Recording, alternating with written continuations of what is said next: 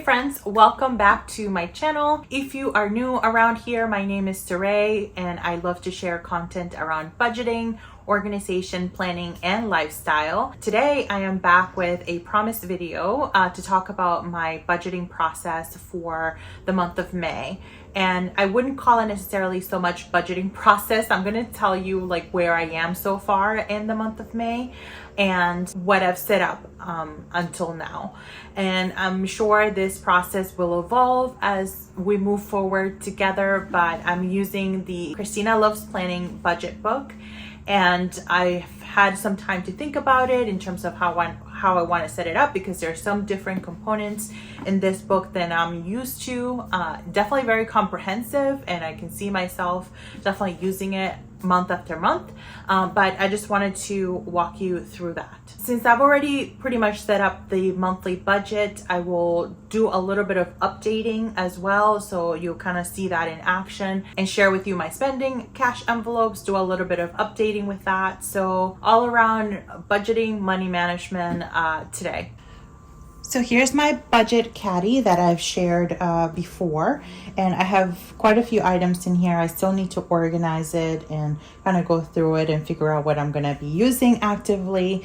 But right now I'm going to be taking out the budget book, which I showed you, and then I'm also going to be taking out my wallet, and I'm going to be paying some bills that I have here. So this is my checkbook, and I have the bills. And then I will also need the calculator. And then I'll also need, this is my bank deposit envelope. And I think that's pretty much it for now. So let's get to budgeting. The first thing that I wanted to share is my electronic method for budgeting.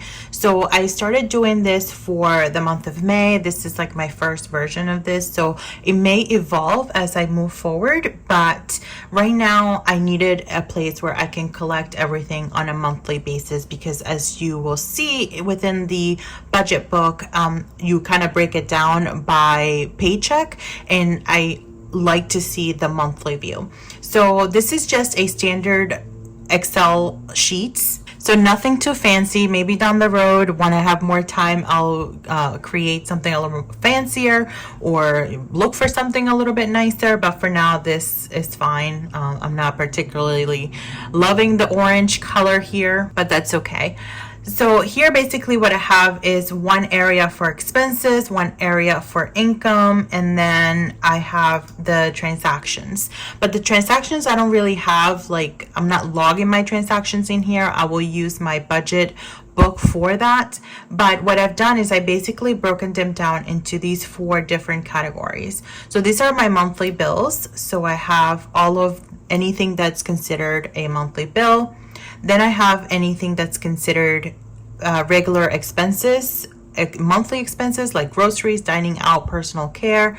So those are sort of like my primary buckets. Those are the things that we need to make sure that we pay in order, and we have the money for, in order to have a successful month that we're taking care of. And then next I have my sinking funds. These are the bills that do have a specific date due throughout the year, but they're not due every month. So as you can see here, my car insurance is due in April and October, and the goal here is to set aside a little bit of money each pay period or each month towards this fund, so that way that by the time that October comes around, I have the funds already available.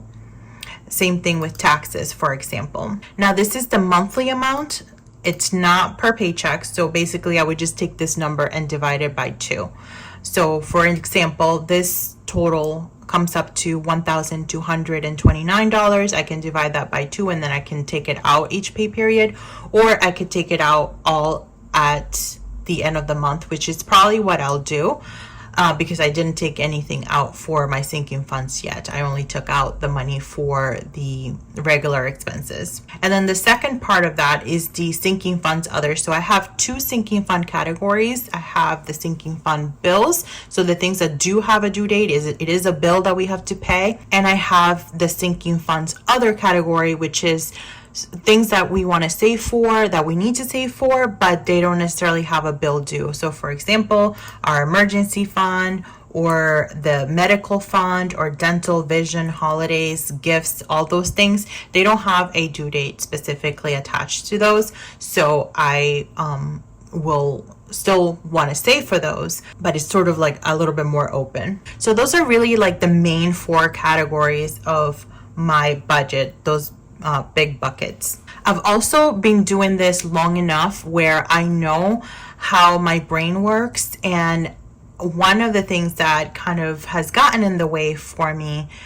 is getting too specific with my categories. So as you can see, I have very little categories. I know some other people have tons of regular expense categories like nails, hair, eating out, groceries, which I do have those broken up. But maybe there's more things that are more broken up for them.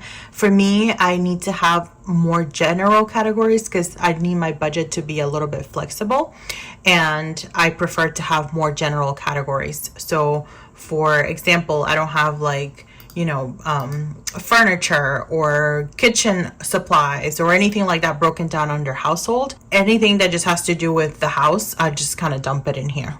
So just to kind of keep it a little bit more generic. I did separate groceries and dining out, but this is actually a category that I had combined. I used to call it food because I was finding out that we were going out to eat a lot, and that was making me feel a little discouraged because I was just using my dining out envelope and not feeling like I wasn't doing a good job at grocery shopping and all of that. So I did combine it and called it food. That way I wouldn't feel bad. But now I think I'm kind of past that. So I've just decided to separate it for now. Maybe in the future it will go back to food. So this did help me to see the month at a glance and kind of see my full month, as opposed to paycheck by paycheck, because as you can see when I walk you through the paper budget, it doesn't necessarily work out that I'm able to budget paycheck by paycheck because of the amount of bills that are due at the beginning of the month. All right, so let me walk you through my setup so far. I still have to list out all of the goals and things like that, but this is one of the pages that I spent some time setting up, and that is my bill tracker and my sinking funds. So in addition to seeing the budget at a glance in an electronic format, I do like to see the budget in this format for to see on an annual basis, or my bills due on an annual basis. So I have up on the top, these are the monthly bills, and then here on the bottom, these are the sinking funds. And I just basically highlighted the months that this is due, and I just check them off as I go. So a lot of bills, or some of the bills, have been already paid for May, and I've already checked those off. So these bills still need to come out, which will come out sometime in the next couple of weeks. For this monthly view, what I did is I did use a color coding system. So as you can see, I have orange for bills, pink for payday, and the teal, the mint for sinking funds. So these are the bills at a month at a glance. So this is where you see that, we're kind of bill heavy at the beginning of the month, and it's not even so much anymore because I definitely have cut down on the number of bills that we have, just because we've paid things off. Like my car payment was also due on the first of the month, but since I don't have a car payment anymore, so that's eliminate that. So I am going to check this off since I'm here. So the bills that have already been paid. So I have my mortgage, HOA, gym is done. Life insurance, the electric bill, that's coming next week. So we are still early in the month. So everything there has been paid. So because of the way that the bills work, obviously the mortgage, HOAs, those are the bigger ticket items. So it takes a lot of that first paycheck. So in order for you or anyone who's looking to budget by paycheck, it really helps if you can get a paycheck ahead of time. That way you're not finding yourself not having enough in one paycheck to cover all of those bills. So that's what I've done. I have at least, if not more, one paycheck ahead. That way I don't have to worry about not having enough to cover the bill. So for this section, I have also listed the bills that are due, and then she has a place here that you can keep track also of what has been paid. So we're just going to check these off, and just with a little bit more detail with the amounts, and then a note section if you want to write any notes on here. So those are all the ones that have been paid. In this section, I have used this page as a monthly overview, just what it's called, of any special events or holidays or things like that. So I've highlighted some 3 birthdays that we have this month, and then 2 holidays, so like Mother's Day and Memorial Day. This may evolve down the road in terms of how I use it. I was also thinking I could use it as a tracker, like maybe like a no spend tracker or something like that, but for now this works. And then in this page, I've just started tracking how much I've been spending for each of the categories. So what I'm going to do is I'm going to update this and see where I am so far. The sinking funds tracker pages are empty right now because I will be adding my sinking funds at the end of the month. So we'll deal with those then. And then savings tracker, same thing. And then credit card trackers, and then debt trackers. I'm probably not going to be really using it.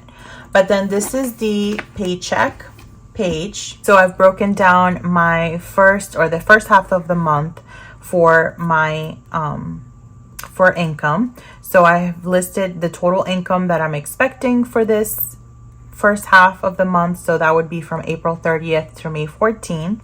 I've listed my goals. So the first goal is to get back to my budget, which had been neglected for a while. And then the second goal is to start using my cash envelopes, which I have set up and I will show you. And then here is my variable expenses. So this is the total for variable expenses for this first half. So I took out $160. And then here are the fixed expenses that I'm expecting. So as you can see, this is a pretty big chunk, and that's because like our mortgage is due. That's the biggest bill we have right now. And then for this half, I also allocated the amount for the sinking fund bills category, and then for the sinking funds other category. And instead of like listing every single sinking fund here, I just kind of summarized them in this way. So that's like $920. So let's do a little bit of math. So for the income, $4,100 minus the variable expenses, it's $860, minus the total fixed expenses is $2,965, minus $920. That puts me in the negative at $645. And the reason for that, again, is because I'm very high bill heavy at the beginning of the month. But if I take my full monthly budget, I'm actually on the second half of the month when I do my other paycheck budget, I'm actually going to be over 645. So it's all going to come out in the wash. So that's why I always recommend, if you can work a paycheck ahead, that would be ideal. That way you don't have to like make any cuts to any of these categories. If in fact my paycheck was the only thing that I had and I did not have any additional income and there was nothing in the reserves and I needed to pay these bills, some of these would need to be cut because I would need to prioritize like our mortgage, for example, and then I would use the money for the second half. But since I don't have to do that because there's funds in the account, I can just not worry about so much that I'm over by $645. I hope that makes sense. So here are my cash envelopes. I'm going to take these out of my wallet because obviously I have a lot of personal information that I would not like the whole internet to see. So I will take these out, but this is essentially how I keep them. These are the envelopes from Christina Loves Planning that I shared in my latest haul, but I did do a little bit of decoration to them, sprucing up. So I created these stickers and put them here, and then I also put some stickers here for the categories. She does offer some pre-labeled envelopes, which you can certainly take advantage of if the categories fit for you. She also offers custom envelopes as well if you want something more custom. So originally I had ordered these as just blank envelopes, and because my categories are so kind of specific to me and the way that my brain works, you know, I needed to have something a little bit more customizable. So that's why I opted for the blank envelopes, and I knew that I could make my own labels as well. But she does offer the labels as an option, or pre-labeled envelopes as an option. The other thing that I did a little differently than I listed out was that instead of just taking half of the amount that I needed for our monthly groceries, I just took out the full amount. And the reason for that is because, for example, I did have an appointment for personal care. It was an appointment for my lashes. Actually, that hasn't happened, but it's going to come up. And then I also had an appointment for my nails. So if I only took out $150, it wasn't going to be enough. So I just decided to take out the full amount. And I know a lot of people might be concerned with the amount of money that I'm carrying. I've heard the comments a few times since I've shared my budgeting journey. And sometimes I do take it with me. Sometimes I don't. And also what I'm thinking of doing is kind of breaking it up so I can withdraw it from the bank and then just kind of only put the first half of the month's worth of money in these envelopes and keep the rest in the you know, in my home budgeting system as the backup, so that I don't have to go to the bank that often. So that is my thought process with these. And I moved them to this wallet. This one is also from Christina Loves Planning. I moved them here just to make it easier for me to show you and like maneuver the envelopes. But I have been using my Kate Spade as my wallet, but this one eventually is going to be my sinking funds wallet once I start filling out my sinking funds section, or my sinking funds version of my cash envelopes. So what I want to do is just kind of go through my cash envelopes and just make sure that they're all up to date in terms of expenses, and just kind of reconcile everything that I have so far. So the first one is groceries, and this little tracker comes with these envelopes too, which is super helpful. I have spent $100 at the beginning of the month, and so I should have $300, and I do have $300. And one thing that I want to do is reconcile them to the expense tracker over here. So if I have already listed it in this book, then I will go ahead and highlight it on my cash envelope and also in the book as I go. So this one is $400, 5/6. I did.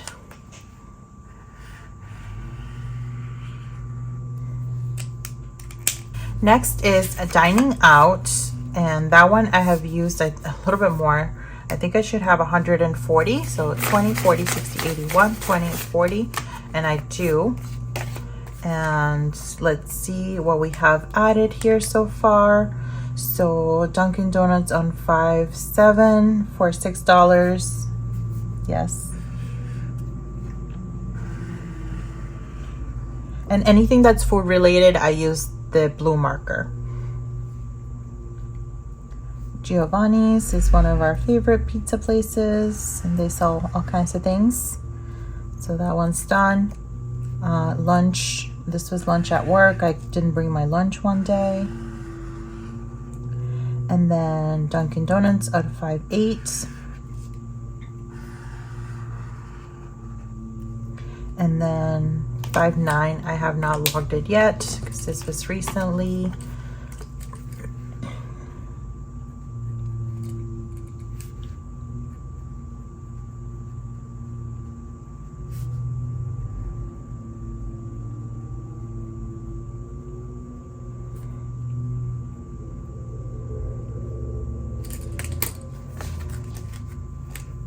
So we can highlight this one.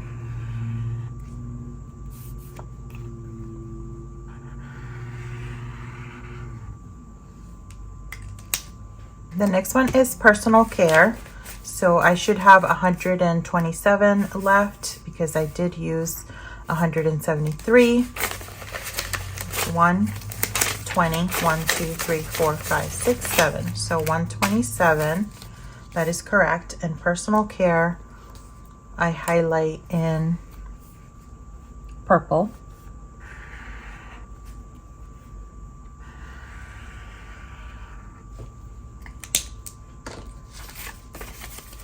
The next one is personal miscellaneous. I should have 80 because I haven't really used any of it so far. 20, 40, 60, 80.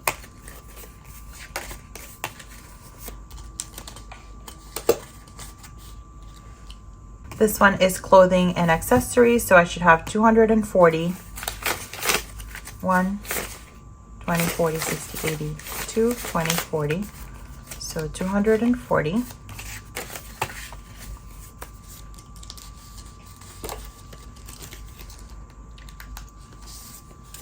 Household, I did spend 140 for this, so I should have 60, 20, 40, 60, and I do. And this one is not logged in here, and I usually use an orange highlighter for this one. So let me go ahead and log it. So this is on 5. Oh no, I did. I'm sorry. I did log it. This is why the visuals definitely help. So this is 140.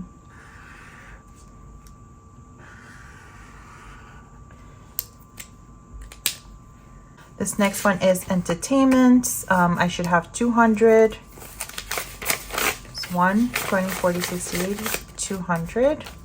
So I haven't spent anything yet, or at least not everything that I haven't logged. Not anything that I haven't logged. And then the last one, business expense. So this one, I use a gray marker or a gray highlighter. And I did spend some money on this one. So this one is logged already, and then 5.8 at Staples.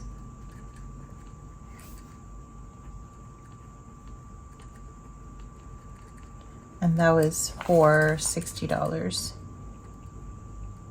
So I have $20 left. So we're just gonna highlight it here, indicating that it has been reconciled. Oops, and then I forgot to highlight this one. Oh, I think I was waiting for it to dry for a second. Now for my bank deposit, some of this money is actually here because, for example, when I used on 5/7 and I didn't bring lunch to work, I had to use my card, my Apple Pay, because they don't have cashiers. It's just all contactless payments. So I had to use my card for that. So what I did end up doing is I took out the money from the dining out category and then I placed it in here. So this is basically money that I may have used in one form or another electronically, but that I need to take out from the cash envelopes because it's money that has already been spent. So that's what I do with this bank deposit envelope. Okay, you guys, so this is where I am so far for my budget in the month of May. I feel pretty good. Everything has been reconciled. I'm up to date with all of my transactions, and I will do another budget check-in at the end of the month when I add my sinking funds to the categories. I'll walk you guys through what those envelopes look like. And we'll see how we did by the end of the month. So next, I'm going to be paying those bills that I mentioned earlier and make sure that I'm all caught up with that. And that's it. All right, guys. So there you have it. That is what I have so far for the month of May. I'm really thinking about the next month and how I want to set up June. And I want to get an early start on that. So I'll probably start working on that relatively soon because May is moving pretty fast. So there you have it. Let me know if you have any comments or questions down below. If you're interested in any of the items that I shared in this video, make sure that you expand the description section and check out the tools and resources that I used. As always, friends, thank you so much for joining me, and I will see you in the next video. Bye-bye.